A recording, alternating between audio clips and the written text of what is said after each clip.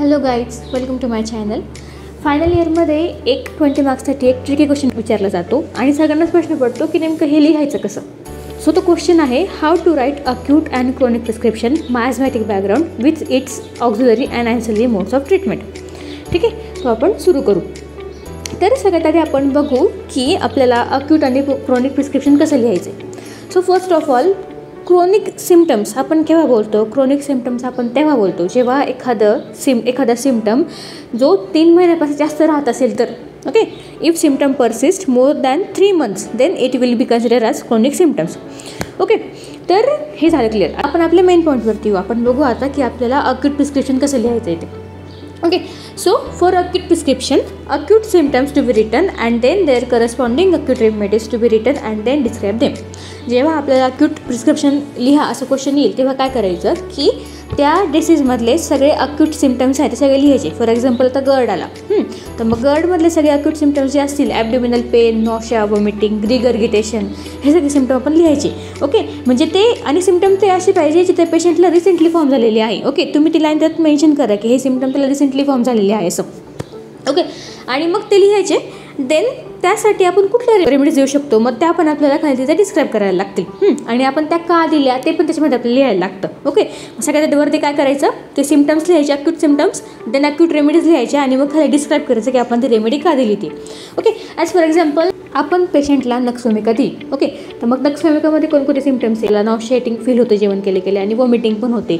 Okay, त्याला burning पण होत असते आणि त्याला ॲग्रिवेशन आहे बाय स्पायसेस.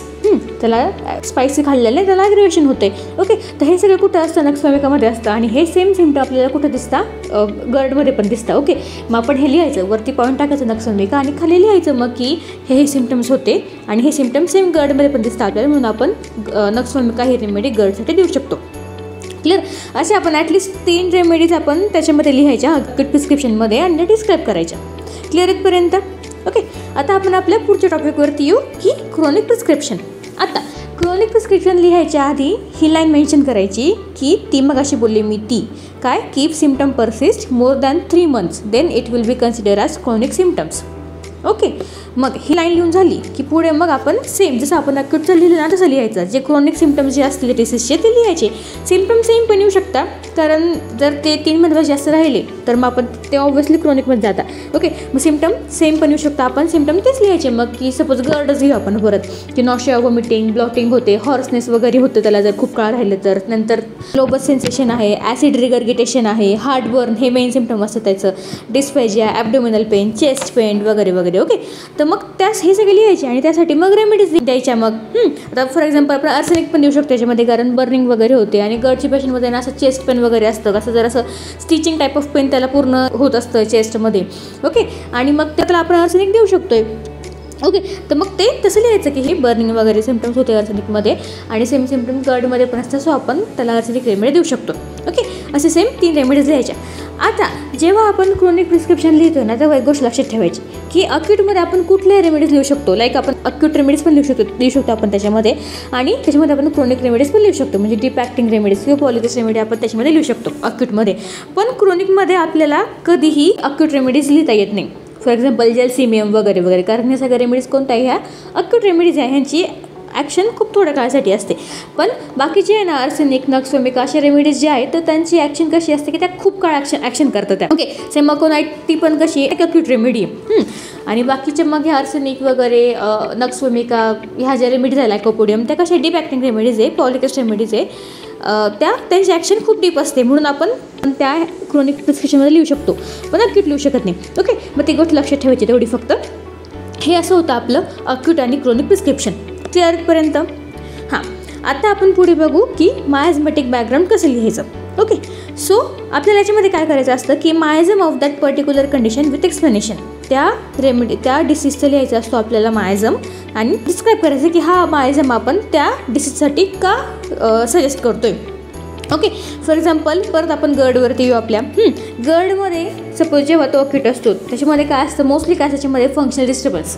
ओके, आणि म्हणजे काय नॉशिया, वॉमिटिंग होतं आहे, ब्लॉटिंग होते, स्टमक पेन होते पेशंटला, त्याच्यामध्ये त्याचे फंक्शनल डिस्टर्ब होतं ना. ओके, मग आपण फंक्शनल डिस्टर्बन्ससाठी कोणता मायझम सजेस्ट करतो? सोरा. बरोबर, मग आपण त्याच्यामध्ये लिहायचं की सोरा. आणि मग आपण सोरा मग लिहायचं की बाबा for this condition we can consider psora in background असं लिहायचं. आणि मग का दिला सोरा आपण ते पण त्याच्यामध्ये लिहायचं. का? कारण मेन थीम काय सोराची की फंक्शनल डिस्टर्बन्स, आणि या डिसीजमध्ये पण काय झालं, फंक्शनल डिस्टर्बन्स झालेलं आहे. म्हणून आम्ही या डिसीजला आम्ही सोरा हा मायझम बॅकग्राऊंडमध्ये आहे आम्ही सजेस्ट करतोय. ओके, असं. ओके, आता सेम सायकोसिससाठी पण तेच करायचं आणि सिफिलिससाठी पण तेच करायचं. सायकोसिसची काय मेन थीम आहे, ओव्हरग्रोथ, बरोबर. मग त्या डिसीजमध्ये जर सपोज एखाद्या ओव्हरग्रोथ झालेल्या असेल, जेनेटल वॉर्ड्स वगैरे असतील किंवा साधे वॉर्ड्स वगैरे असतील, त्यामध्ये काय झाली, ओव्हरग्रोथ झालेली आहे, बरोबर. मग आपण त्याच्यामध्ये लिहायचं की या डिसीजमध्ये झालेली ओव्हरग्रोथ, आणि सायकोसिस मायझमची मेन थीम असते ओव्हरग्रोथ, ओव्हर कन्स्ट्रक्शन वगैरे. सो या डिसीजमध्ये बॅकग्राऊंडमध्ये सायकोसिस हा मायझम वर्क करतो आहे, असं. आणि मग त्याचे सिम्टम्स लिहायचे 2-3 की त्या डिसीजमध्ये कोणकोणते सिम्टम आहे ओव्हर कन्स्ट्रक्शनचे. ओके, मग ते त्याच्यामध्ये लिहायचे. सेम सोरामध्ये पण तेच करायचे की कोणकोणते सिम्टम आहे डिसीजमध्ये त्या फंक्शनल डिस्टर्बन्सचे, तर मग ते सिम्टम त्याच्यामध्ये अगेन लिहायचे. जरी पण आपण लिहिलेले असतील ना क्रोनिक प्रिस्क्रिप्शनमध्ये, अक्यूट प्रिस्क्रिप्शनमध्ये, पण तरी पण ह्याच्यामध्ये पण परत लिहायचे. जरी आपण मेन आन्सरमध्ये लिहिलेले असतील ना क्वेश्चन हे, तरी पण परत लिहायचे. ओके, मग आपण काय बघितलं की मायझमॅटिक बॅकग्राऊंडमध्ये की आपल्याला तो मायझम कोणता तो लिहायचा, आणि त्याच्या खाली काय करायचं आपल्याला की ते मायझमचे कोणकोणते सिम्पटम आपण कशावरून ओळखलं की हा मायझम त्याच्यामध्ये आहे, मग ते लिहायचं. त्याची मेन थीम पण लिहायची, नाही ते मायझमचे सिम्पटम पण त्याच्यामध्ये लिहायचे. ओके, आता सपोज काही डिसीज असे असतात की ते जेव्हा डेव्हलप होत असतात तेव्हापासून काय होतं की त्याच्यामध्ये ते खूप सारे मायझम्स म्हणून जात असतात. सुरुवातीला त्याच्यामध्ये असं फंक्शनल डिस्टर्बन्स सोरा मायझम असतो, नंतर त्याचं थोडंसं पुढे आणखी जातात ते, नंतर त्याच्यामध्ये जातो ओव्हर कन्स्ट्रक्शन त्याच्यामध्ये होतं. ओके, आणि नंतर पुढे जाऊन त्याच्यामध्ये काय होतं की डिस्ट्रक्शन पण होतं. म्हणजे आता कॅन्सर वगैरेमध्ये होऊ शकतं हे. मग काही डिसीज असे असतात की त्यांच्यामध्ये तिन्ही पण मायझम्स येऊ शकतात, आणि काही डिसीज असे असतात त्यांच्यामध्ये फक्त 2 येतात किंवा फक्त 1 येतो. मग तसं लिहायचं त्याच्यामध्ये. सपोज तिन्ही पण आले ना, मग तिन्ही पण माझ्या खाली एक लिहायचे, आणि आपण तिन्ही पण का दाखवले, मग ते स्टेज सांगायचे की ह्या सुरुवाती स्टेजमध्ये त्या आजारामध्ये हे सगळे सिम्पटम दिसत होते, जो आपल्याला डिनोट करतो की फंक्शनल डिस्टर्बन्स आहे, म्हणून त्या आजाराच्या बॅकग्राऊंडमध्ये सोरा मायझम होता. ओके, आणि नंतर काय झालं की जशी पुढे ग्रोथ होत गेली, जशी प्रोग्रेस होत गेली त्या डिसीजची, नंतर त्याच्यामध्ये व्हायला लागलं ओव्हर कन्स्ट्रक्शन किंवा व्हायला लागलं डिस्ट्रक्शन. सो ह्या मायझमने आता हँडओव्हर केलेल्या आहे डिसीजमध्ये. फॉर एक्झाम्पल सिफिलिसने किंवा सायकोसिसने हँडओव्हर केलेले असं लिहायचं त्याच्यामध्ये. ओके, क्लिअर इथपर्यंत की आपण त्याच्यामध्ये तिन्ही पण मायझम लिहू शकतो. ओके, आता आपला लास्ट पॉईंट काय, ऑक्झिलरी आणि ॲन्सिलरी मोड्स ऑफ ट्रीटमेंट. आता ऑक्झिलरी मोड्स ऑफ ट्रीटमेंट जेव्हा आपल्याला लिहायचं असतं तेव्हा आपण त्याच्यामध्ये काय लिहितो की आपण ज्या ॲडवाईस देतो ना पेशंटला, take proper rest, take healthy diet, असं आपण ॲडवाईस देतो ना, त्या ॲडवाईस सगळ्या आपल्याला ह्याच्यामध्ये लिहायचं असतं. ओके, फॉर एक्झाम्पल आपण गर्डच घेऊ अगेन. गर्डमध्ये आपल्याला काय सांगतो पेशंटला की avoid spicy food, take healthy diet सांगतो आपण पेशंटला असं. तर मग त्या सगळ्या जे आपण ॲडवाइसेस आहेत तर त्या आपण ह्याच्यामध्ये लिहायला लागतं आपल्याला ऑक्झिलरी मोड्स ऑफ ट्रीटमेंटमध्ये. ओके, आणि लास्ट वन काय आहे, ॲन्सिलरी मोड्स ऑफ ट्रीटमेंट. तर ह्याच्यामध्ये काय करायचं असतं की ज्या आपण इन्व्हेस्टिगेशन्स करतो ना डिसीजसाठी तर त्या सगळ्या ह्याच्यामध्ये लिहायला लागतं. मग कोणता एक्सरे असतील, MRI, CT scan, USG, lab test असतील काही, देन कोलोनोस्कोपी, काही स्कोपीज असतील, बायोप्सीज असतील, तर सगळ्या ह्याच्यामध्ये लिहायचं मग. ओके, ठीक आहे, क्लिअर इथपर्यंत. आता आपला क्वेश्चन कसा येतो हे की 20 मार्क्समध्ये कसं डिवाईड करतात ते की 10 मार्क्ससाठी तो एक डिसीज दिलेला असतो की या डिसीजबद्दल सांगा तुम्ही, गर्ड वगैरेबद्दल लिहा तुम्ही, आणि पुढे 10 मार्क्ससाठी आपल्याला हे सगळं लिहायचं असतं. बाकी मेन क्वेश्चनमध्ये हे सगळं लिहिलेलं आहे, काय सिम्पटम्स लिहिलेले आहेत, इन्व्हेस्टिगेशन लिहिलेले आहे, रेमेडीज दिलेले आहेत, तरी पण परत लिहायचे का?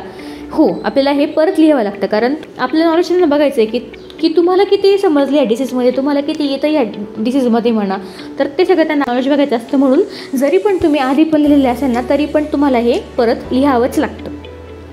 Okay, thank you.